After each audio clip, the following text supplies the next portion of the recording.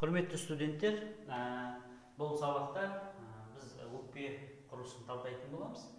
Өкпенің сыртқы құрылысын талдамас бұрын, бірінші жалпы өкпе структурасы неден тұрады? Міне осы сұраққа жауап берейік. Бірінші, өкпе структурасы тұрады. Ол бірінші стромадан тұрады. Строма немесе бронх ағашы деп атаймыз. Екінші, паренхима, өкпе паренхимасы немесе оны альвеола ағашы деп аламыз. Үшінші, осы екі құрылымның сыртынан висцералды плевра жабатын болса, плевра, соның ішінде именно висцералды плевра. Міне өкпе структурасы пайда болады. Сонымен өкпе осы үш құрылымнан тұрады, және біз осы құрылымдарға жауап беріп көреміз. Енді кеңірдек, сіз білесіз, кеңірдек, трахея, төртінші, бесінші кеуде омыртқаларына келген кезде ол екіге бөлінеді.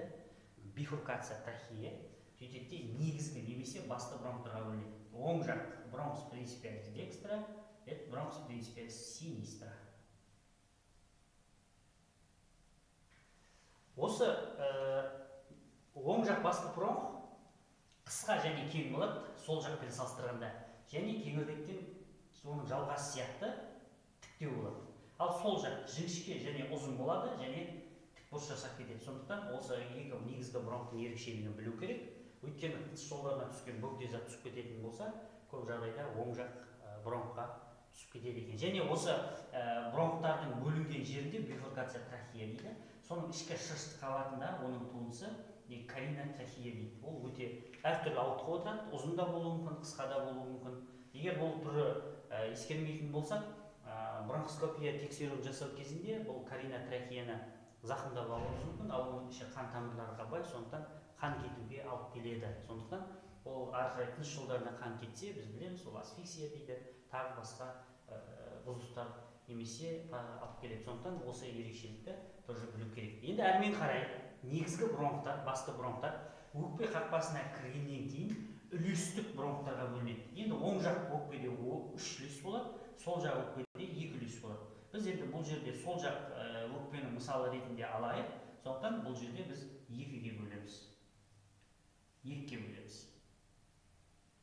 Үлестік бронхтар өз кезегінде сегменттік бронхларға бөлінеді. Әр өкпеде 10 сегменттен бар, сондықтан сегмент бронхларының саны да осы сегменттерге сәйкес келеді. Мен енді бұл жерде бір үлестік бронхының мысалы ретінде аламыз. Бұл жерде 5 үлестік, то есть сегменттік бронхларды алдық. Бронхус сегменталис. Сегменттік бронхлар өз кезегінде субсегменттік бронхларға бөлінеді. Оның әрқайсысы бөлінеді. Әрқайсысы 5-тен 7-ге дейінгі субсегменттік бронхларға бөлінеді. Мен біреуін алдым, сол мысалы ретінде келтіріп тұрмын. Енді сіздер әрбір бронхтарды осылай деп бөлініп жатыр деп елестету керек. Сонда міне субсегменттік бронхлар. Субсегменттік бронхлар өз кезегінде үлесшелік бронхларға бөлінеді. Әрқайсысы бөлінеді. Сондықтан бұл жерде біреуін аламын, 2-ден 4-ге дейінгі үлесшелік бронхларға бөлінеді. 2-ден 4-ге дейін. Міне үлесшелік бронхлар. Бронхус лобулярис. Үлесшелік бронхлардың, каждый үлесшелік бронхы бір үлесшелінің ішіне кіргеннен кейін терминалды немесе ақырғы бронхиолаларға, бронхиола терминалиске бөлінеді. Оның әрқайсысы бөлінеді 12-ден 20-ға дейінгі. Елестете беріңіз. Өкпенің іші. Соны кетіп. Міне терминалды бронхиола терминалиске бөлінеді. Неге терминалды бронхиола? Негізгі бронхпен терминалды бронхты қоса алғандағы бронхтардың тармақталуын бронх ағашы деп атаймыз. Бронх ағашы деген не осы. Бронх ағашының құрылысында бронхтардың тармақталуында ол шеміршек тіні сақталады. Соңғы жағында жартылай болса да шеміршек тіні сақталады. Терминалды бронхиола. Сондықтан бұлардың негізгі қызметі ауаны өткізу. Әрі қарай терминалды бронхиолалар өз кезегінде тыныс алу бронхиоласына бөлінеді. Бронхиола респиратория. Олар 3 реттік болады, және дихотомиялық жолмен бөлінеді дейді 2 реттен. Әдетте бірінші реттік респираторлық бронхиолалардың саны әрбір енді терминалды бронхиола болып жатыр, 14-16-ға дейінгі әрқайсысы солай бөлінеді. Сондықтан тек мысал ретінде мен былай аламын. Бірінші реттік дихатын 2-ге бөлініп, ол әр қарай тағы 2-ге бөлінеді деген сөз. 2-ге бөлінеді, бұл екінші реттіге. Ал оның әрқайсысы тағы 3-ші реттік дихотомиялық жолмен тыныс алу бронхиоласына бөлінеді. Бронхиола респиратория өз кезегінде бірінші, екінші және үшінші реттік альвеолярлық жолдарға бөлінеді. Дуктули альвеолярий мінекей. Дуктули альвеолярий. Мынау өз кезегінде тағы екінші реттік. Ол өз кезегінде тағы екінші реттік. Сөйтіп, каждый бөлінеді. Дуктули альвеолярий, саккули альвеолярий деп аяқталады.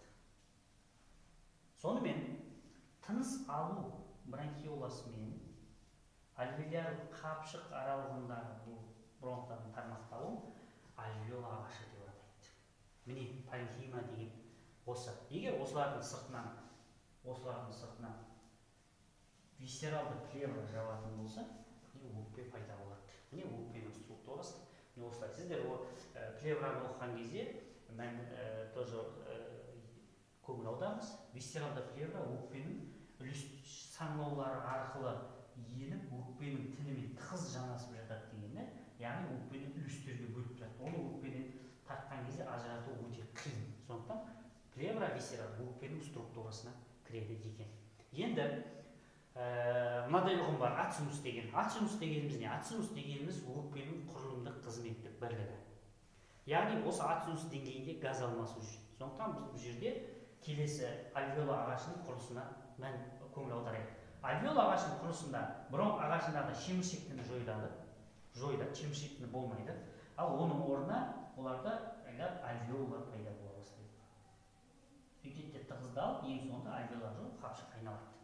Сондықтан осы деңгейде газ алмасу жүреді. Бұл альвеола ағашы структуралық құрылымды. Егер альвеола ағашымен бірге оның қабырғаларында қан тамырлары гемокапиллярларымен бірге сипатталатын болса, міне ацинус дегеніміз осы.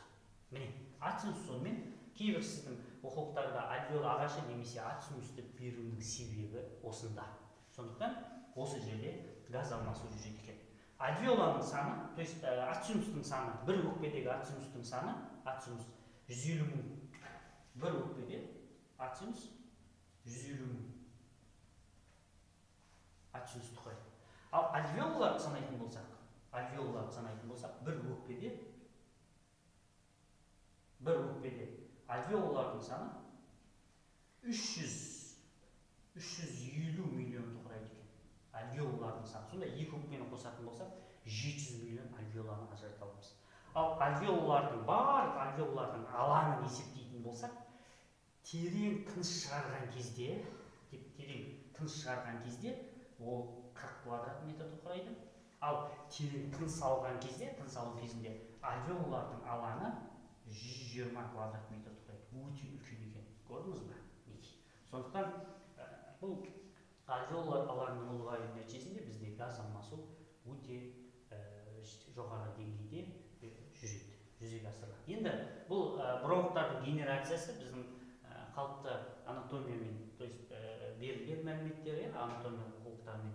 Енді бұл бронхтардың генерациясы адамдарда олардың тұратын жеріне, климатына байланысты ауытқып отырады екен. Сондықтан ол ерекшелікті де білу керек.